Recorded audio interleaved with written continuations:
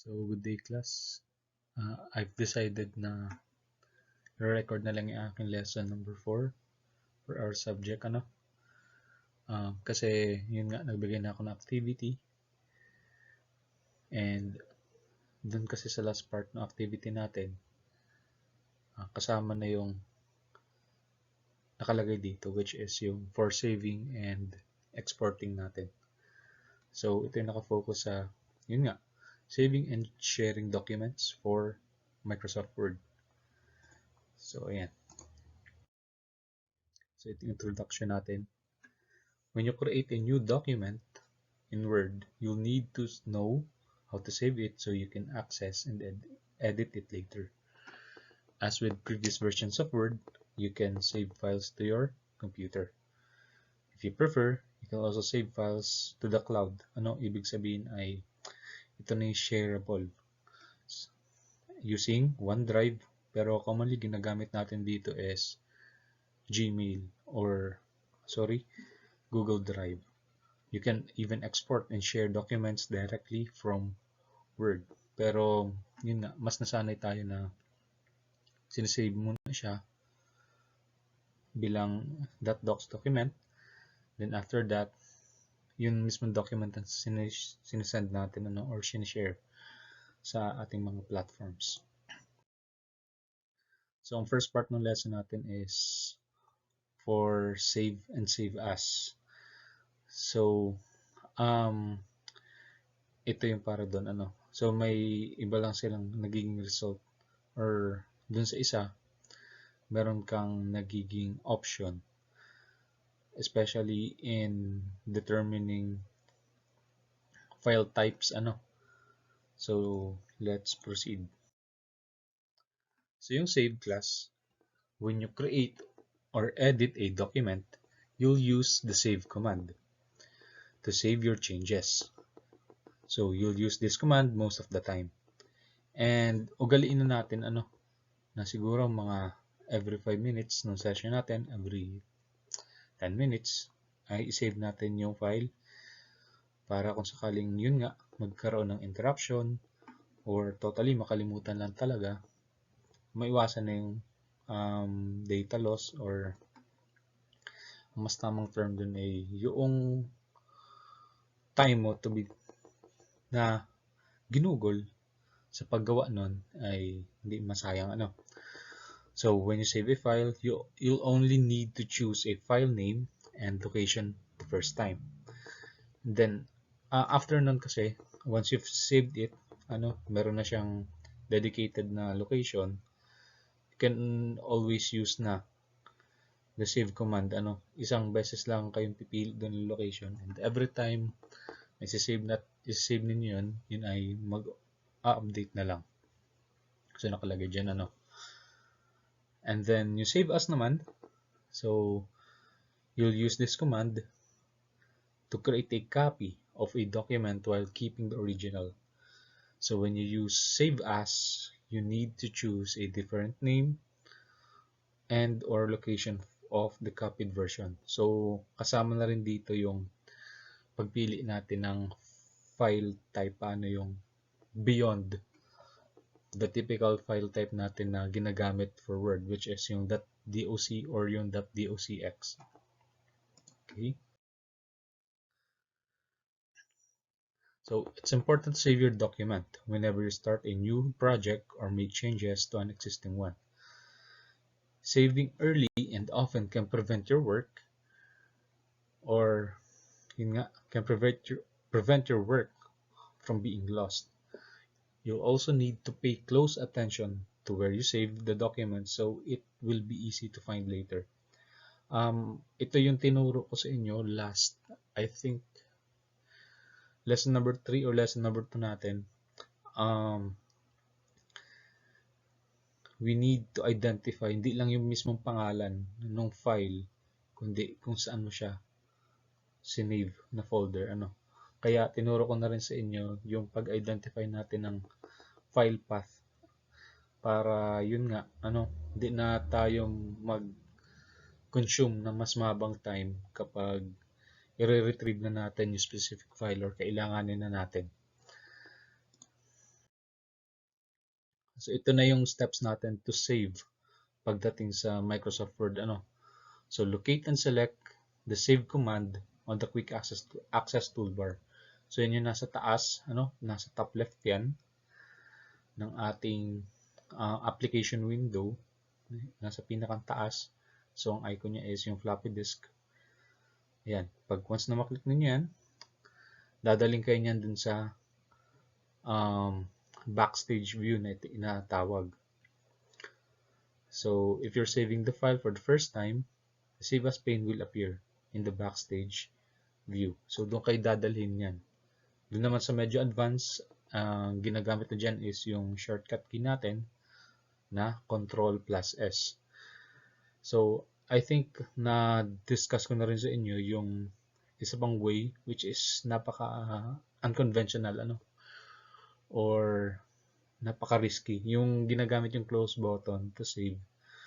So para makiwas tayo sa mistakes, kasi yun nga, baka hindi nyo binabasa yung messages doon na nag-a-appear, yes lang kayo ng yes, baka may mangyaring changes dun sa inyong document particularly. So yan, ulitin ko lang dito, once na maklik na ninyo yung save icon, so dadaling kayo niyan sa backstage view kapag first time ninyong mag-save. So ito yung inatukoy kong backstage view. So nilagay ko na rin yung para sa Microsoft PowerPoint and yung sa Microsoft Excel kasi pare-pares lang naman yan. So dito kayo niyan dadalhin. And then kung mapapansin niyo dito mismo, nasa gitna na part, nandiyan ang save and save as.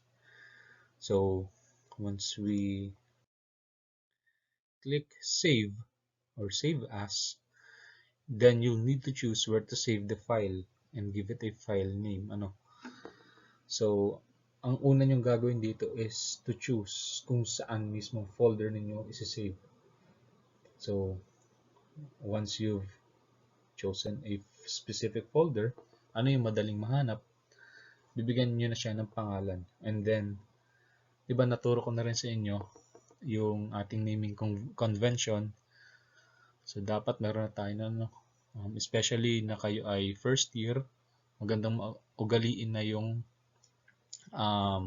nagbibigay tayo ng proper names pagdating sa ating mga files para hindi na kayo mahirapan mag-retrieve habang nataas na yung inyong school year. So ayan, the save as dialog box will appear, and then select the location where you want to save the document. Ayan. And then next, dito nyo ilalagay yung file name sa taas, yung may naka-highlight na blue. So enter the file name for the document and then kiklik nyo yung save na button dito naman sa baba. So the document will be saved and you can click the save command again to save your changes as you modify the document. So may tip din dito, you can also access save command by pressing the Ctrl+S on your keyboard. Ano naman ang save as? So, di ba natakal na rin ito dito kanina, earlier, na ang save as is magka-create siya ng isang separate copy para ma-retain mo yung original copy mo ng file. So if you want to save a different version of a document while keeping the original, you can create a copy. So for example, if you have a file named sales report, you could save it as sales report number 2. So you'll be able to edit the new file and still refer back to the original version. So kumbaga meron kang reference or meron kang backup kung sakaling mag-fail or kung sakaling may i-revert na changes dun sa iyong in-update or dun sa iyong ginawa. Makikip natin original file So yun naman ang maganda dun. To do this, you'll click the save as command in the backstage view. So same lang din ang approach kung ito'y hindi first time ninyo i-save, di kayo dadalhin dito manually So ang gagawin nyo, kiklik nyo yung file tab sa taas, dun sa ribbon. So once you've clicked the file tab, yun nasa pinakang una, dito rin kayo dadalhin. So to do this, you'll click the Save As command in the Backstage view. Just like when saving a file for the first time. You'll need to choose where to save the file and give it a new file name. So, ayan, same lang din yung approach niya sa save. Bibigyan mo rin siya ng proper location or pipili ka ng location kung saan mo i-save and then papangalanan mo siya, Mas maganda kung almost similar, I think. Or gusto niyo completely bago talaga yung pangalan niya, ginagawa niyo lang template or reference yung isa. Walang problema dun. Basta wag lang talagang random, basta may ma-smash na lang doon sa keyboard, okay na. So maganda pa rin may proper naming convention tayo. And so nagka-technical difficulty lang class. So let's continue. So nasa part na tayo ng auto recover, So sa mga newer versions ng Word, may feature na auto recover. So ito isa nating way para ma-retrieve natin kung sakali yung file na accidentally nating i-close nang hindi natin nasa-save, or yun nga katulad sa ating province na uso talaga ang power interruption. So on some instances ay hindi na iwasan na hindi nasa-save. So ang auto recover feature dito ay nagka-create ng logs or mga temporary files kung saan on some states ng iyong file meron siyang copy na isi-save temporarily. So Word automatically saves your document to a temporary folder while you are working on them. So if you forget to save your changes, or if Word crashes, or yun nga katulad nung nagba-brown out, you can restore the file using the auto recover. So ayan, paano natin ma-access yun? Pupunta kayo ng Word. If auto save versions of a file are found, the document recovery pane will appear on the left. So may isang dedicated pane yan once you've opened the document or yung file, ay may lalabas dyan, lalo na kung yan ay talagang yun nga nag-force closing yung computer or nawala ng kuryente. After mong buksan, may lalabas na ganyan, click to open an available file and then the document will be recovered. Hindi siya guaranteed na nasa current state mismo yung ma-recover. Siguro 9 minutes before, or yun nga nakalagay dito 10 minutes talaga, may interval siya nung pag-autosave. So every 10 minutes nagka-create yan ng autosave. So by default, Word autosaves every 10 minutes. If you are editing a document for less than 10 minutes, Word may not create an autosave version. So lalo na kung talagang sobrang haba ng time mo na na-dedicate, ito na isa nating way to retrieve some of the time na para hindi siya masayang yung effort na ginawa natin. Ayan. So if you don't see the file you need, pwede kayong pumunta class sa Backstage view pa rin. You can browse all autosave files from the Backstage view. Select the file tab sa ribbon, and then pupunta kayo dun sa manage version. Then choose the recover and save documents. So dadalhin kayo niyan sa panibagong window, and then from that nakalista na doon yung mga available na states ng iyong file. Check mo doon kung alin ang gusto mong ma-retrieve. Ayan. So next is preparing document na for printing. So once you've created na, finalize niyo na yung file, katulad ng sa ating activity, na nakapost na. So after the document is finalized, you can prepare a hard copy. Ang hard copy class, yan yung nahawakan natin. It is a printed copy of the document to share the information. So your system may have 2 or more printers available, including inkjet printers, laser printers, or yung fax programs natin. So one of the benefit of having more than one printer to choose from is that different printers offer different feature. So dito sa section na to, ng ating lesson, briefly ma-introduce in yung way natin to print. So since na-discuss ko na sa inyo yung commands for document formatting, so yun din ang madadatnan natin dun commonly. Siguro ang bago lang dito is yung scaling, tsaka yung preview dito sa gilid, sa right side. So to print, kung medyo advanced na kayo, you can press Ctrl P. Kung beginner, same lang din, pupunta kayo ng File tab. Then click Print to display the print settings in Backstage View. So ito'y kasamahan ng Save As. Nandito rin siya sa Backstage View. Nandiyan ang print, and ito makikita natin doon. So nandiyan yung number of copies, available printers. Please make sure lang na naka-ready or nakasaksak yung printer dun sa inyong computer or dun sa laptop ninyo. And then, yun nga, number of pages, yung pag-calculate, orientation niya, paper size, margins, and so on. So, nandiyan yung mga options natin. And then, dito sa right side, sorry, naputol ko lang, no? So, meron dito sa right side niya na preview kung ano yung magiging itsura niya kapag na-print na on the specific set of formats na sinet mo. So, huwag kakalimutan na paper size, especially sa ating activity.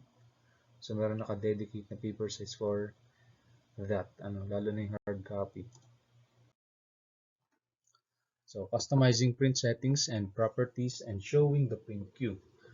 So most printers have settings for adjusting the printing speed and the print quality. So reverse printing reverses the order of the pages, so the last page prints first. So typically kasi pag nagpo-print tayo, inuuna niyan is the first. Ito namang reverse printing, uunahin niya yung last para after matapos nung printing mo, nakasalansa na siya, hindi mo na kailangan i-reverse. So yun naman ang kagandahan or napakalaki ng benefit ito kapag isang kopya lang yung ipiprint mo. Diretso na yan. Ang collate naman, yung collating setting prints all the pages in one copy of the document before printing the next copy. So that printed pages are in order. So ito naman ay maganda kapag maramihang kopya or copy. So ang collating, ipiprint yan muna lahat ng page in one copy, lilipat din sa kasunod, next copy, so that in order pa rin yung pages. Then yung duplex naman, duplex ay back to back, both sides talaga ng page ay mapiprintan. So yan talaga mabilis. So yun yung tatlong natin, options natin for printing. So meron din tayong inatawag na print queue. So ang print queue basically yan yung lugar kung saan napupunta yung mga pending na ipaprint. Nandiyan nakalagay, nandiyan nakapila kumbaga. So baka kasi pag nagprint kayo, magtaka kayo, iba yung lumalabas. Baka kasi may nakasalang pa na iba or yun nga, nakapending. So print queue shows information about print jobs that are waiting to print. So you can use print queue to pause, resume, restart, or cancel print jobs. So yan, maganda rin itong gamitin kung accidentally maling file yung na-print nyo or gusto nyo i-prioritize yung ibang file, yung medyo less lang yung paper or urgent na talaga. So pwede nyo i-cancel muna or pwede nyo i-pause mga specific document na nakapila doon para mauna yung kailangan nyo agad or yung less lang yung kakailanganing time para ma-produce yung output. So, yan yung print queue. So, doon naman tayo sa pag-share ng documents. So, Word makes it easy to share and collaborate on documents using OneDrive. So, kaso nga lang, mas patok sa atin is yung G Drive, yung Google Drive. So, in the past, if you wanted to share a file with someone, you could send it as an email attachment. So, same lang din naman ngayon, pwede naman tayong gumamit ng Gmail sa ating mga platforms naman. We're using dedicated Gmails din in our accounts. So, while convenient, this system also creates multiple versions of the same file, which can be difficult to organize. Kaya talagang sa since magche-check ako ng activity nyo na soft copy, talagang ayos ko na yung pagpangalan para di ako malito kung kanino yon. So isang tingin ko pa lang dun sa file name, alam ko kung kanino na kaagad and madali ko na lang siyang organize kung saan folder ko siya ilalagay and so on, para talagang hindi na ako mag-check isa-isa. Baka kasi malito, mailagay kayo sa ibang section, hindi ko mahanapin sa inyo kaagad So, nasa activity yan. Kindly follow the direction. When you share a document from Word, you are actually giving other access to the exact same file. This lets you and the other people you share with edit the same document without having to keep track of multiple versions. So the majority of the information we work with is now generated by email and electronic files. Patok na yun dadating din yung time na talagang kahit hindi ka magpasa on a face-to-face, you can pass your outputs pa rin, mag-grade ka pa rin, makakapag-generate ka pa rin ng results. Kasi nga, na-utilize na ngayon yung electronic mails natin. Kahit digital na lang yung output, can be very useful, lalo na kung malalayo talaga. So, sayang din pumasaya kung medyo malayo. Tapos, yun lang ang purpose mo. Papasok mo lang yung piece of paper. So, sa panahon ngayon, kahit i-email mo na lang, send na lang via, via digital copy or soft copy. So, we can produce results. We can produce assessments. So, nandyan na ang soft copy na inatawag. So, instead of producing a hard copy of a document na magiging posible lang kung gagamit kayo ng printer, so it is now common practice to share a soft copy din. Kaya dalawang inapapasa ko sa inyo sa activity, isang hard copy, isang soft copy. So, ang soft copy class, it is a digital copy of data such as a file viewed on computer's display or shared via an email attachment. So, yun yung soft copy. And for soft copies, dalawa din ang sasend nyo, isang original file which is naka.docx, .pptx, or xlsx, or yung mga lumang versions ng file extension na yun. And then, isa na rin sa pinapapasa ko yung PDF or XPS format. So, dito sa part na to, explain ko sa inyo why you need to save your file into a PDF format. So, before distributing the soft copy of a document, you may need to save it in a format that enables those working with different applications, platforms, and operating systems to access the file. So, yung PDF class, ang ibig sabihin yan ay Portable Document Format. At yan ay matagal na na-implement. Yan ay create ng Adobe Systems noong 1993 pa. So, to open files in a PDF format, Adobe Reader software must be installed on the computer. Ang XML paper specification naman or yung inatawag na XPS ay sa Microsoft naman siya. So, ang kailangan naman dyan kung kay PDF ay Adobe, dito naman ay XPS Viewer ni Microsoft. So, kung babalikan natin, PDF and XPS, almost similar yan. Medyo bago lang yung XPS, yan ay na-introduce ni Microsoft. 2013 pa nakalagay dito. Pero para saan nga ba yung dalawang yan?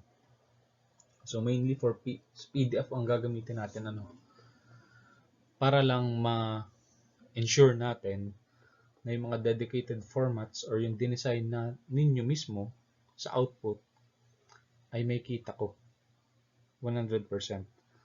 So on some cases kasi, since iba-iba naman yung application natin na ginagamit or iba-ibang device yung ating ginagamit to view the files, baka mangyari kasi once na magpasa ka sa akin nung document format mo, tingnan ko siya ngayon sa computer ko, iba na yung format, matulak na yan, baka i-adjust na yan dun sa aking settings, or worse, masira yung formats niya talaga, mag-iba yung design, mag-auto change yan ng mga fonts. So typically ganun yung nangyayari talaga, and as a result, nasisira talaga some parts of the document. So ang kagandahan naman sa naka-PDF and XPS formats, kahit sa mo buksan yan, kahit sa cellphone mo yung buksan, yun at yun pa rin na makikita mo.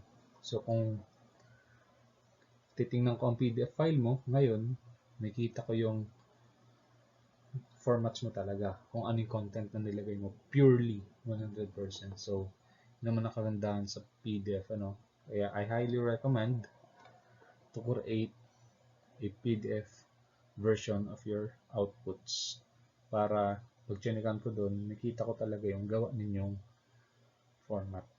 So, ayan, huwag kakalimutan,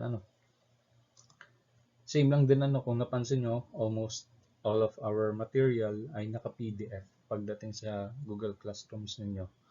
Para kahit sa phone ninyo siya buksan, kung napansin nyo, hindi siya nasira, hindi siya nag-overlap, yung font, ganun pa rin. Kung ano yung present ko sa inyo, ganun din ang magiging itsura niya. Kahit sa laptop, kahit sa computer, kahit siguro sa TV, same lang din yan. Kasi nga, yan ay naka-PDF. Automatic yan. Kahit saan mo buksan, kumbaga. And then next ay exporting documents. So, paano nga ba tayo mag-PDF? So, exporting your document as an Adobe Acrobat document, commonly known as a PDF file, can be especially useful if you're sharing a document with someone who does not have Word. A PDF file makes it possible for recipients to view but not edit the content of your document. At isa rin yan sa kagandahan ng naka-PDF. Hindi niya ngayon matatamper or hindi niya ngayon may-edit yung iyong file. So kung ano talaga yung naka-dedicate mong content doon, hindi ma-alter, hindi matatamper, hindi yun ma-edit, hindi yun mababago. So yun ang maganda doon. Safe na safe. Kumbaga. So, ito yung way natin to edit. And, kung napansin nyo, sa backstage view pa rin siya ina-access. So, ang focus kasi natin for today ay naka-focus talaga sa file tab. So, click the file tab to access the backstage view. Choose export and then select create PDF/XPS. So, kasamahan din siya ni save and ni print and ni share.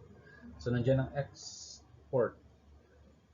So, okay-click nyo lang yan, once you click the export, may lalabas na button na create PDF document. Then, i-click nyo yung button na naka-dedicate for that. And then, same lang with saving, ganun ang process niya. Yan, ganyan na mangyayari. So, the Save As dialog box will appear. Select the location where you want to export the document, enter a file name, and then click Publish. So, yun lang siguro yung naging difference na dito. Yung save na button sa bottom right ay magiging publish. Pero same lang din yung magiging result. save ngayon or mapapublish ngayon si PDF file mo. So, ayan, yung ating pag-export. And I think ito na yung panghuli nating topic dito, which is protecting your document naman.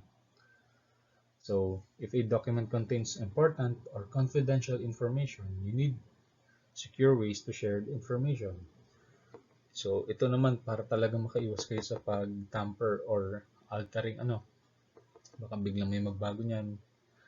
Or kung kayo talaga ay, yun nga, may trust issues, kayo ay napaparanoid na baka may magbago dyan, you can restrict the access. Restrict mo lang just to view. Or restrict mo yung ways nila to edit. Pwede kayo mag-set ng passwords. So, ang tawag ng class sa unang way natin is to encrypt or yung encryption. A standard method for encoding data. It is the most secure option and creates a password all users must enter to open the document.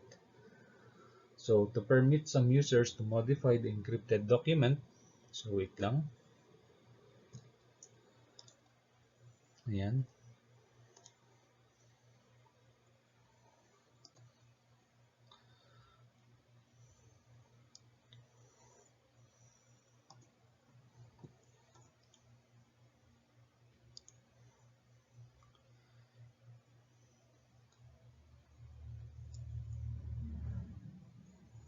Ayan. Okay, wait lang ah.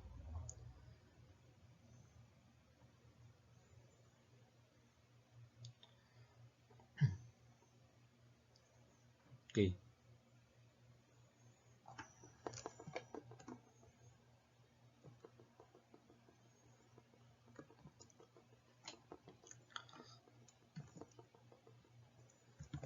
Ayan, okay. So let's proceed. Let's continue pala. So to permit some users to modify the encrypted document, you need to create a second password to allow them to edit and save changes to the document. And then next, password should include a combination of text, numbers, and symbols, and be at least 8-digit or 8 characters in length. So same lang din dun sa minimum requirement natin to create passwords for this generation. Kailangan secure talaga. Hindi lang yan yung common passwords na 1234, 123, admin, so on. So kailangan combinations na yan. Different symbols, different text and numbers combinations. So passwords, paalala, ay case sensitive, which means when entering a password, the upper and lower casing of the letters must be identical to casing of the letters the assigned password.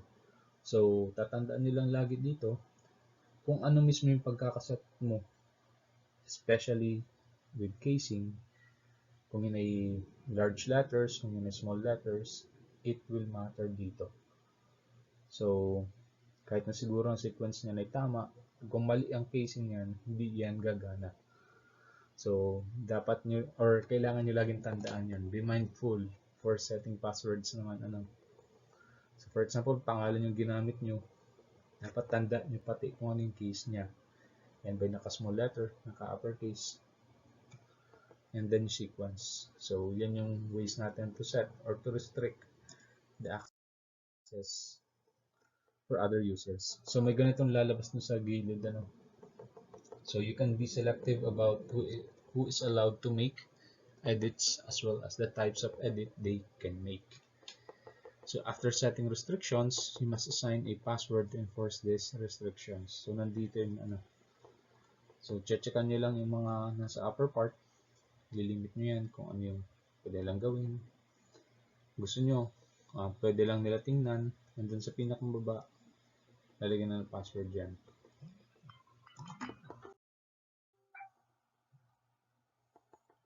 Okay. So that's the end of our lesson. So I will also attach a link for a YouTube video, short video lang for nagaling YouTube. Kasi yung lesson natin ay heavily nagre-rely or heavily referenced by GCF Global, so yun yung ginamit ko nung nag-aaral ako ng Microsoft Word. Then syempre yung ating libro na ginamit dito, which is introduce sa inyo ng first, second, and third lesson. So in-integrate ko or pinagsama ko yung kanilang points doon. So ayan, GCF Global at saka yung kay na follow na book, So kung kayo may question, feel free to ask lang sa ating dedicated group chats, since tayo online, hindi kayo ma-accommodate dito since nasa remote areas tayo ngayon. So this will be uploaded on YouTube. So I'll send the link naman dun sa inyong dedicated schedules. So I hope na umabot kayo sa part ng video na to para may attendance. So siguro ang keyword natin dito, i-type nyo sa group chat. Kung umabot kayo dito sa point na to, gawin yung keyword, type nyo sa group chat ngayon ay 111 February 6, 111 February 6, 111 ang keyword natin. So yun yung date and time kung kailan ko natapos yung ating lesson. So that's all. I hope na mapanood nyo to, and thank you guys.